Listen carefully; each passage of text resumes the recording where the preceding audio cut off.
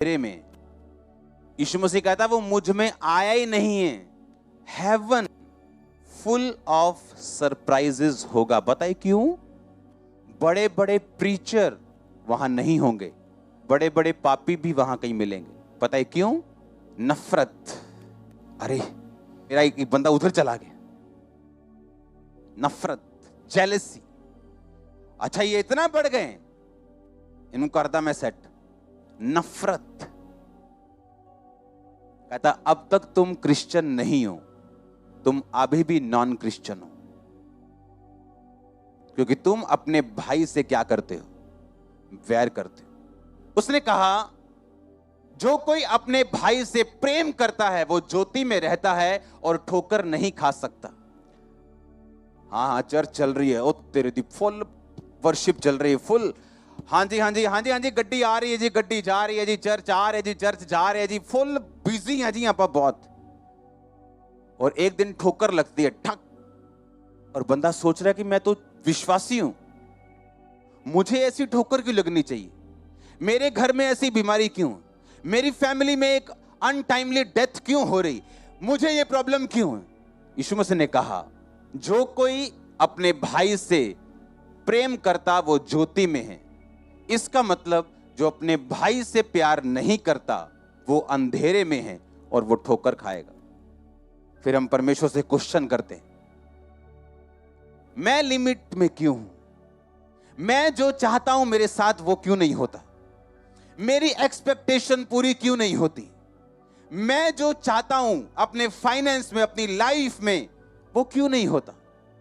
परमेश्वर ने कहा अगर तू अपने भाई से प्यार करता है तो ज्योति में है और फिर तू ठोकर नहीं खाएगा। पर अगर तू भाई से नफरत करेगा तू अंधेरे में, और तू जा रहा है लेकिन अंधा होके जा रहा है और कोई मालूम नहीं तू किससे ठोकर खाएगा, किसके अंदर बजेगा, तू कहां गिरेगा, कहां लपटेगा, कुछ नहीं पता। और आगे क्या लिखा?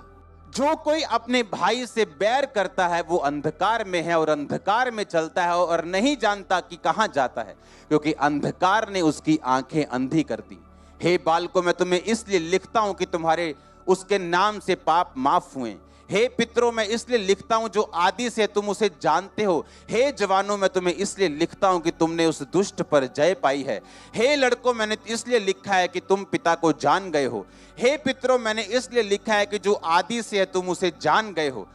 हे जवानों मैं तुम्हें इसलिए लिखता हूं कि तुम बलवंत हो, बलवान हो और परमेश्वर का वचन तुम में बना रहता है और तुमने उस दुष्ट पर जय पाई है।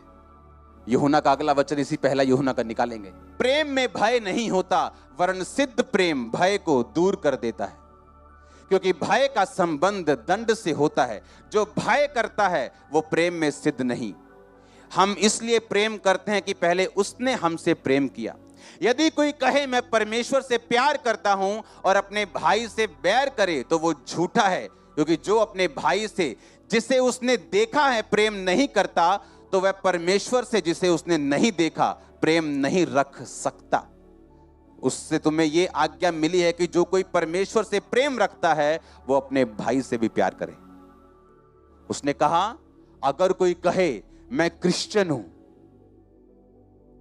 मैं तो फलानी पार्टी का मेंबर हूं, मैं तो बिशप हूं, मैं प्रेरित हूं, मैं अपोस्टल हूं, मैं प्रॉफिट हूं, और अपने भाई से नफरत करे, यीशु मसीह ने कहा तुम समझ लेना।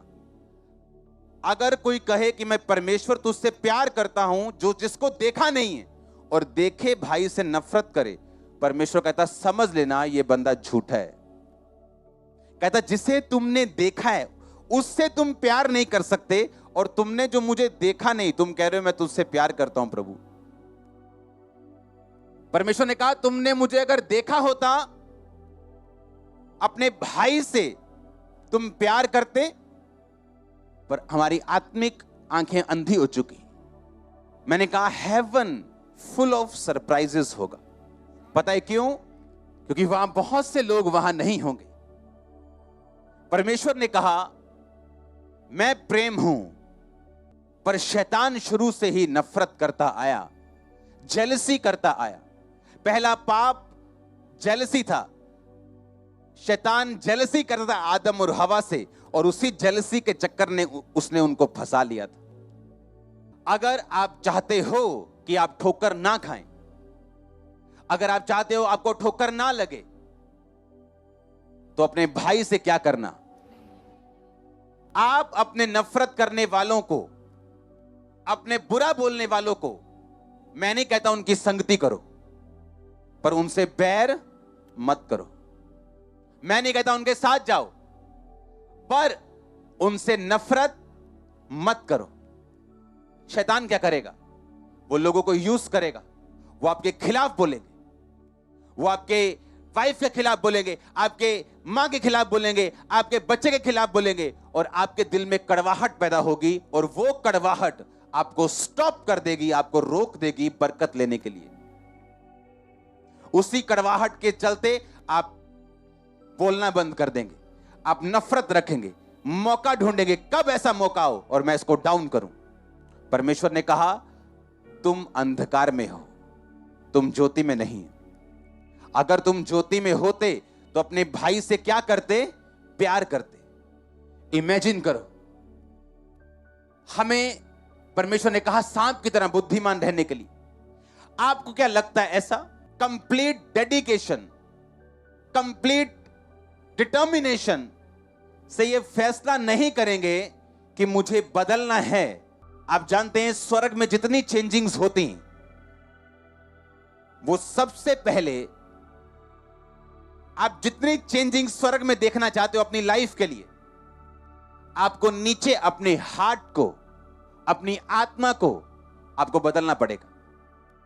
आपको डिसीजन लेने पड़ते हैं, आपको इमोशंस के हाथों से परे होके आपको वर्ड के हाथों से, वर्ड के ऊपर से आपको चलना पड़ता है। आप कुछ पसंद नहीं करते, आपको माफ करना पड़ता है। अगर आप दिल से माफ नहीं करेंगे, परमेश्वर ने कहा मैं भी दिल से तुझे माफ नहीं करूंगा। आप कहेंगे नहीं इसकी गलती है, इसने ऐसा बोला, मैंने फेथ किया। परमेश्वर बोलेगा हां मैंने भी तुझ पे फेथ किया, तूने भी ऐसा किया, मैं भी तुझे माफ नहीं करूंगा। याद रखो, अगर हमें परमेश्वर के सामने हाथों को उठाना होगा तो हमें अपने हाथ खाली और अपनी आत्मा को फ्री रखना होगा, अगर हम चाहते अपने हाथों को हम परमेश्वर की ओर उठा सकें। उस वचन को फिर से पढ़ेंगे, पहला यूहन्ना उसके 2 वाले को। जो कोई ये कहता है मैं ज्योति में हूं और अपने भाई से बैर करता है, बोलो अपने पड़ोसी को, वो अंधकार में है। जो कोई अपने भाई से प्रेम रखता है वो ज्योति में है और वो ठोकर नहीं खाता। हालेलुया। आप एक बात को, रिकॉर्ड को देखो इस चर्च के। 2004 में मैं मसीह में आया हूं, 7 में मैं खामरा में आया हूं। 2007 में जब मैं आया हूं, खाली हाथ आया हूं। खामरा चर्च ने अपनी एक भी फाइट को या मैंने हारा नहीं। मालूम है क्यों? क्योंकि मैं कभी लड़ाई नहीं हूं, लेकिन मैं नहीं लड़ा हूं, जो मेरे पीछे मेरा बॉस है वो लड़ा है। अगर मैं लड़ता तो शायद कुछ 50-50 होता कि 10 जीते 2 हारे। मैंने कभी नहीं लड़ाई की। मेरे लोग करीब के जानते हैं, कोई मुझे आके बोल दे कि वो आपको ये कह रहा है वो कह रहा है, मैंने कभी नफरत को पैदा नहीं किया, मैंने कभी लड़ाई नहीं की, मेरे बॉस ने की, इसलिए मेरा परसेंटेज 100 है। हम निकालेंगे परमेश्वर के पवित्र वचन में 1 तीमुथियुस 6 और उसका 6 पर हम पढ़ेंगे। हालेलुया। आज का जो वचन परमेश्वर ने मुझे और आपके बीच में रखने को कहा है वो है, पर संतोष के साथ भक्ति करना बड़ी करना है। 3 चीज का वर्णन हमारे बीच में है। पहली चीज संतोष, दूसरी चीज है भक्ति, और तीसरी चीज है बड़ी करना। जब हम संतोष रखेंगे, संतोष के साथ हम भक्ति करेंगे, तो तीसरी चीज लेकर हम आशीष पाएंगे। किस चीज की? बड़ी कमाई। ये बहुत बड़ी बात आज परमेश्वर ने हमारे किया। और संतोष नहीं रहने से भी क्या होगा? हम दोनों चीजों के बारे में आज कुछ बातें हम परमेश्वर के वचनों से भी देखेंगे, कुछ बातें हम जनरल बातें करके भी समझने की कोशिश करेंगे। पहला तिमुथियुस अध्याय 6 का 7 पद में लिखा है, क्योंकि न हम जगत में कुछ लाए हैं और न कुछ ले जा सकते। हालेलुया। ये बात बिल्कुल सत्य है कि ना हम जगत में कुछ लाए हैं और ना जगत में कुछ ले जा पाएंगे। हम खाली हाथ आए थे और खाली हाथ जाएंगे। लेकिन ये जो खाली हाथ जाना है ये संसारिक बातों को दिखाता है, लेकिन जब हम आत्मिक रूप से देखते हैं तो हम प्रभु का नाम लेके चलते हैं। ये एक बड़ी कमाई है जिसे हर कोई नहीं समझ सकता। वही समझ सकता है जिसने परमेश्वर के अनुग्रह को चखा, जिसने परमेश्वर के प्रेम को पाया, जिसने ताउम्र या जीवन भर इधर उधर भटका, लेकिन अंत में जब परमेश्वर के पास आया तो परमेश्वर ने उसे शांति दी। कि हम जगत में ना कुछ लेकर आए हैं ना हम कुछ लेकर जा सकते, पर संतोष के साथ भक्ति बड़ी कमाई। हालेलुया। जब हम संतोष के साथ भक्ति करते तो हम एक बड़ी कमाई स्वर्गीय स्थानों में लेके जाने वाले। हालेलुया। एक और चीज हम देखते हैं, इब्रानियों अध्याय 13 का 5 पद हम पढ़ेंगे। इब्रानियों अध्याय 13 उसका 5 पद हम पढ़ेंगे। हालेलुया। तुम्हारा स्वभाव लोभ रहित हो और जो तुम्हारे पास है उसी पर संतोष करो। हमारे पास जो भी है हमें उसे संतोष के साथ ग्रहण करना चाहिए, क्योंकि हमारे स्वभाव को लोभ रहित होना चाहिए। जब हम परमेश्वर के लोग हैं तो हमारा स्वभाव लोभ रहित हो, मतलब हम लोभ के पीछे ना भागे, लालच के पीछे ना भागे, लेकिन जो परमेश्वर ने हमारे लिए ठहराया है उसमें हम संतोष करें। क्योंकि परमेश्वर का वचन आगे बहुत अच्छे तरीके से एक्सप्लेन करता है। वो बताता लिखा है, क्योंकि उसने आप ही कहा है कि मैं तुझे कभी न छोड़ूंगा और कभी न छोड़ूंगा। हालेलुया। परमेश्वर ना हमें कभी छोड़ेगा, परमेश्वर ना हमें कभी त्यागेगा। इसलिए जो कुछ परमेश्वर ने हमें दिया है उसमें हमें संतोष रखना जरूरी है। यदि हम संतोष के साथ अपना जीवन को जीते हैं और उसके साथ हम परमेश्वर की भक्ति करते हैं तो वो हमारे लिए बड़ी कमाई ठहरती है। ये परमेश्वर का वचन है और परमेश्वर अपने वचन के अनुसार अपने कार्यों को पूरा भी करता है।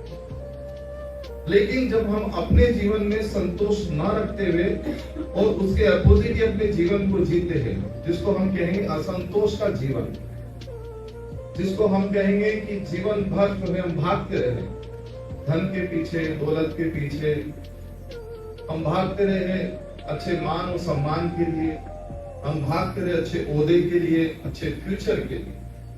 लेकिन बाइबल हमें कुछ और ही बताती है, क्योंकि वो कहता है कि मैं तेरे साथ हूं, ना मैं तुझे कभी छोड़ूंगा और ना कभी तुझे त्यागूंगा। इसलिए जो मैंने वर्तमान में तेरे लिए ठहराया है उसमें तू क्या कर, संतोष कर, ताकि भविष्य में तू क्या करने पाएगा, बड़ी कमाई करेगा। हालेलुया। परमेश्वर का वचन यही कहता है कि संतोष के साथ भक्ति बड़ी कमाई। यदि आप वर्तमान में संतोष रख करके प्रभु के साथ अपने जीवन को जिएंगे तो भविष्य में आप अपने साथ बड़ी कमाई को भी प्रभु के द्वारा रख दे पाएंगे। और प्रभु आत्मिक के साथ इस जीवन में जितनी मूलभूत की चीजें हैं उनकी भी आशीष आपकी झोलियों में भर देगा। हालेलुया। परमेश्वर कभी किसी को निर्धन नहीं रखता। ये मेरा व्यक्तिगत अनुभव है। जब से मैं परमेश्वर के पास आया, परमेश्वर ने बहुत मुझे आशीष दी, आत्मिक रूप से भी दी है और सांसारिक रूप से भी परमेश्वर ने मुझे बहुत उन्नति दी। इसलिए मैं व्यक्तिगत अनुभव के साथ में आपके बीच में कहना पाऊँ कि आप संतोष रखिए, परमेश्वर के साथ आप बैठिए, उसकी भक्ति कीजिए, आप भविष्य में एक बड़ी कमाई देखने पाएंगे। हालेलुया। लेकिन यदि आप असंतोष रखेंगे तो आपके जीवन में जो परमेश्वर ने कहा कि मैं बड़ी कमाई तेरे जीवन में दूंगा, बड़ी कमाई नहीं कर पाए। कुछ बात मैं आपको समझाने के लिए कहना चाहूंगा। एक व्यक्ति आपके जैसा या मेरा जैसा मान लो बहुत अच्छा स्वभाव का, घर से सक्षम, घर से बहुत अच्छा, उसका घर भी अच्छा, गाड़ी, नौकर चाकर सब। एक बार उसके मन में एक ख्याल आया कि मैं कुछ आत्मिक लाभ कमाऊं या मैं कुछ पुण्य कमाऊं। उसके मन में विचार आया कि मैं 2 संतों को अपने घर पे बुलाऊंगा और आदर सम्मान के साथ उन्हें भोज कराऊंगा और उन्हें फिर विदा करूंगा। वो निकला और संतों के बीच में उसने अपनी गाड़ी रखी। उसने 2 संतों को आमंत्रण दिया और कहा कि आज आप मेरे साथ घर चलिए, मैं आपका आज आदर सत्कार करना चाहता हूं। बड़े प्यार से उसने उन दोनों संतों को निमंत्रण दिया और दोनों संत जो थे वो बहुत टाइम से बैठे हुए थे कि कोई जजमान आए और हमें क्या करे, लेके चले। दोनों संत बड़े ही खुश थे कि आज एक अच्छा व्यक्ति कार में आया है, कपड़े अच्छे पहन रखे हैं और वेल एंड गुड है, बहुत अच्छा दिख रहा है, आज हमें बहुत कुछ अच्छा मिले।